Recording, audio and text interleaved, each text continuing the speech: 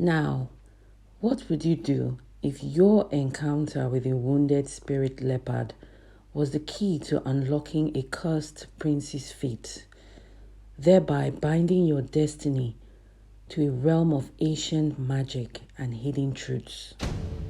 Thank you once again for watching Folklore of Edo Legends.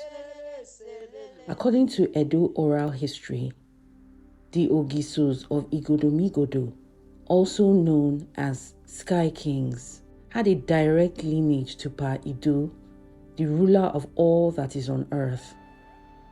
Pa Idu accorded the Ogisos divine qualities, including the mystical ability to transform into spirit leopards.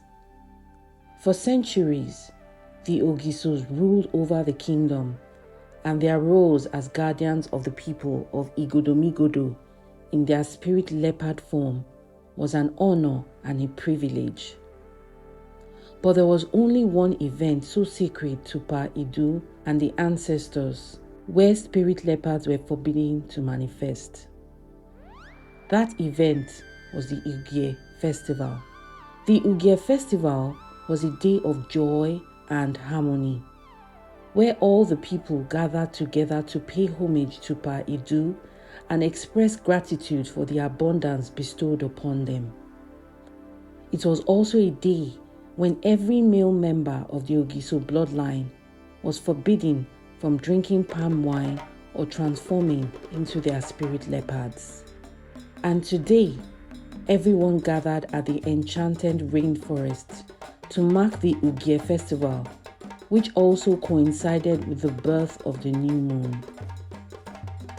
Ogiso Agbon, a just and revered monarch, watched as the spirits came out to dance and rejoice with the people.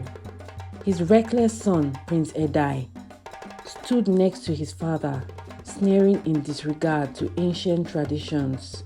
He watched his father's joyful expression. "How I wish your mother was still alive to enjoy this celebration," Ogiso Agbon said. Prince Edai was well aware of the deep love his father held for his late mother. However, he held staunch traditional beliefs and did not believe in love or the concept of monogamy. "There are many women to choose from, Baba. Leave the dead to rest with the dead." The Ogiso shook his head keenly, aware of the profound grief his wife's passing had brought upon their son. His son, who had been a very cheerful young boy, had now morphed into a reckless and impulsive man. "One day, my son," he said with a knowing smile, "you will encounter a woman who will ignite that innate desire to shield her from harm and provide for her, regardless of all the challenges life brings." Prince Edai shrugged his shoulders.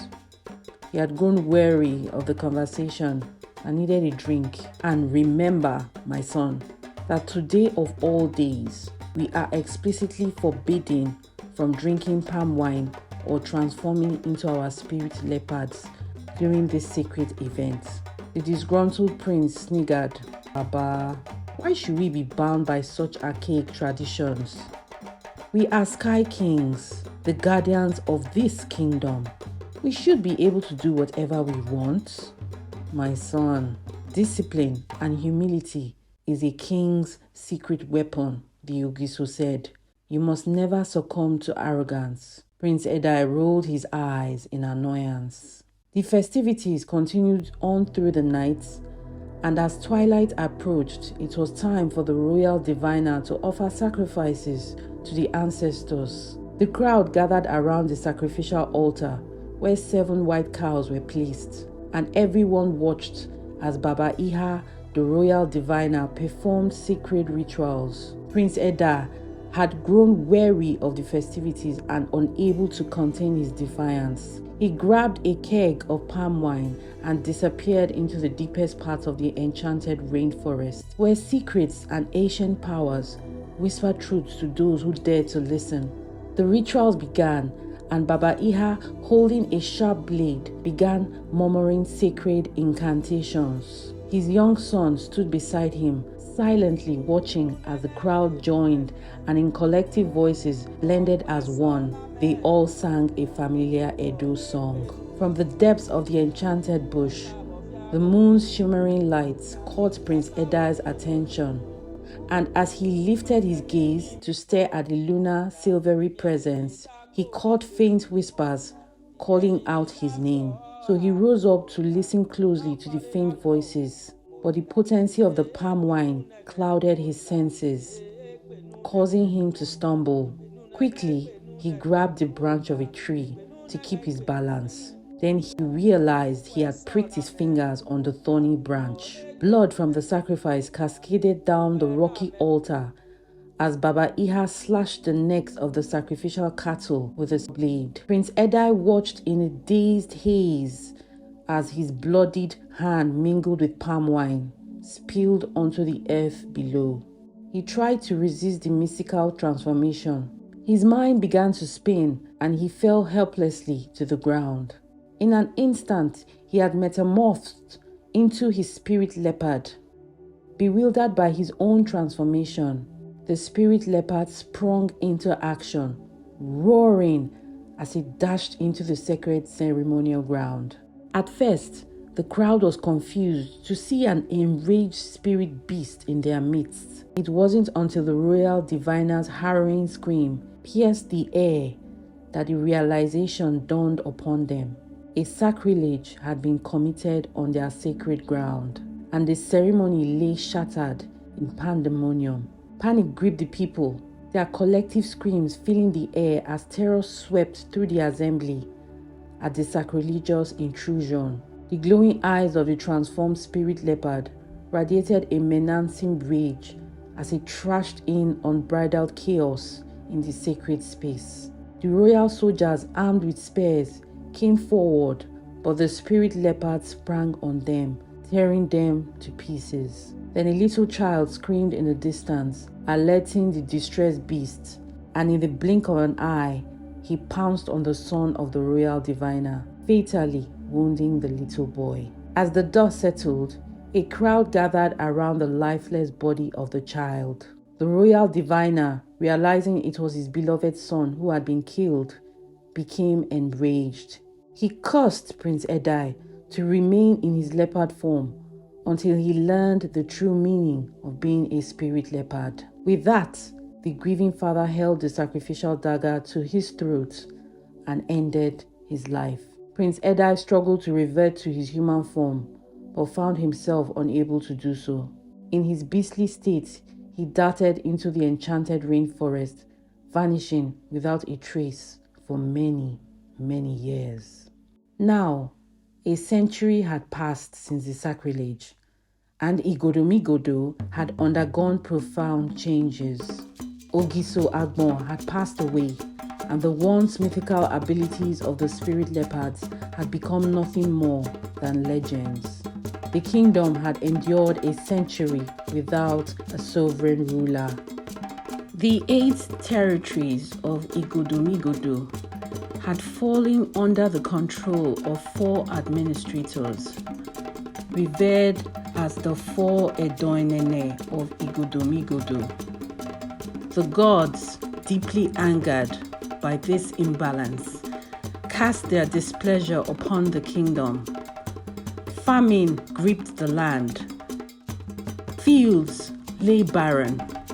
Sickness spread like wildfire, and death haunted every doorstep, leaving Igodomigodo in the throes of despair, resulting in a mass exodus of families from Igodomigodo to the southwestern regions. The kingdom was in disarray. The edionene, who held council meetings once a moon, now sat discussing the state of affairs. Edohe, the administrator of Uselu and the Warrior territories, lamented the district's growing barrenness. Edohe concurred. He, facing a similar drought in his territories of Ugbowo and Ewohime, Edion Oliha, the eldest administrator overseeing Ugbekun, Eyanugie and Oregbeni solemnly nodded in agreement. Meanwhile, Edion Eholo, the administrator of Ugeli, shook his head in response to the ongoing misfortunes. His wife had fallen victim to the devastating plague, leaving him and his resilient daughter Imade to endure the trials alone. Over in the territory of Ugeli, the beautiful Imade was carrying a large water pot to fetch water at the river. She was the only child of Edion Eholo and was diligent and very kind. Upon her arrival at the river, she was greeted by a sad sight. The plague had become so severe that the once flowing river was now dry and barren. Thankfully, there was another river deep in the Ugeli forest. It was a day's journey from her home, and though her father had warned her many times never to go to the forest because it was a dangerous place, Imade had no choice. There was no water at home. She decided to leave for the Ugeli forest before her father returned from Ugbekun. Back in Igodomigodo, Edion Oliha sat in his chambers. He had heard the tales of the spirit leopards from his father, who had heard it from his own father, Pa Oliha.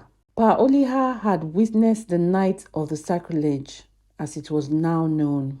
As the eldest of the 4 edionene, who governed most of the territories, Edion Oliha's deepest desire was to become the Ogiso of Igodomigodo, but he had no way of making his dreams come true. Just then, his wife entered the darkened room. He noticed that she was visibly disturbed. "I had a dream, Edion," she said. In her dream, she recounted how the spirits led her to a rainforest, and there she saw a spirit leopard with glowing red eyes, metamorphosizing into a human and then back into its beast state. His wife possessed the mystical ability to converse with the spirits in her dream state. This was no coincidence. He was certain that the gods must finally be talking to him. As there was no time to waste, he immediately sent for the chief priest. "The spirit spoke to my wife in her dreams. In it, they revealed the existence of the cursed prince," he said to the juju priest. The juju priest was intrigued. "The cursed prince is alive, you say? His blood holds great power. With it, you can finally lay claim to the throne and restore Igodomigodo to its former glory." Chief Oliha concurred. So together, they conspired to locate and secretly capture the spirit leopard.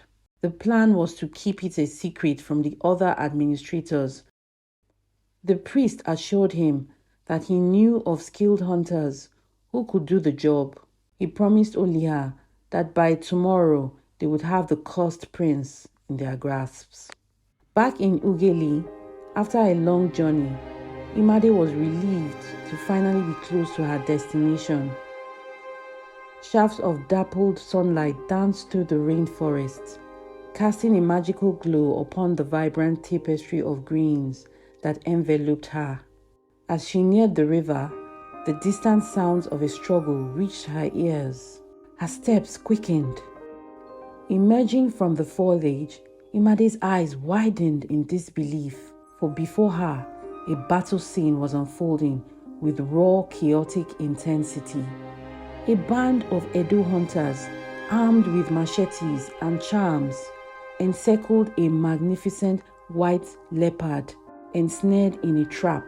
This creature was unlike anything she had ever encountered. Larger than an elephant, its silvery fur radiated an eerie ethereal glow. Its piercing green eyes blazed with fury as it confronted its captors. Its sleek fur was coated in metallic red blood, and as it took deep angry breaths, its eyes blazed with a mixture of fury and pain. The hunters encircled the wounded creature, and as they edged closer to it, one hunter quickly thrust its spear, coated in charm, straight into a fresh wound, causing the white beast to roar at the pain inflicted on him. His roars echoed through the rainforest, causing shivers to run down Imade's spine. At that moment, Imade realized that this was no ordinary beast. It was a mythical animal that had long been lost.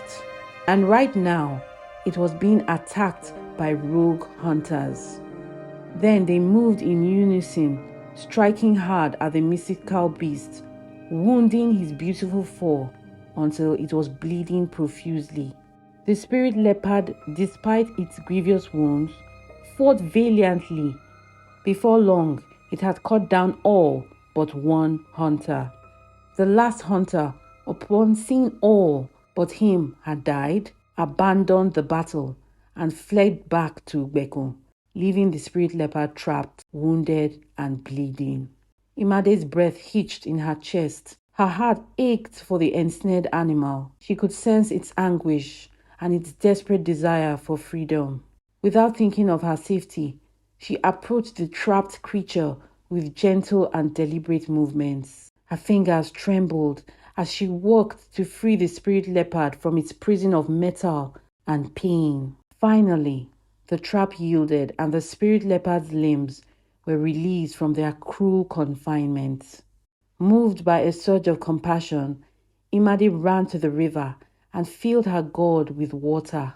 Her hands trembled as she approached the spirit leopard, cautiously offering the life-giving liquid. Grateful for the compassion, the wounded creature lapped at the water. Then the spirit leopard stood up majestically, showing Imade all its splendor. It gave a heavy bow to the human that had saved it. Then it pounced on its feet and retreated back into the rainforest to tend to its beating body. Imade quickly fetched her water in her water pot and made her way back home. Back in Ugbekun, the hunter arrived to report the unfortunate incident. "The beast is ferocious and too great," he told Edion Oliha. "It devoured the men whole and I barely just escaped with my life."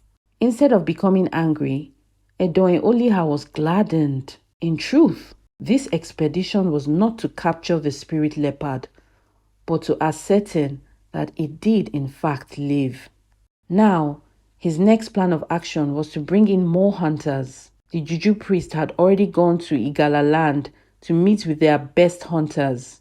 They would be fortified with potent charms and weapons and then sent in to capture Prince Edai.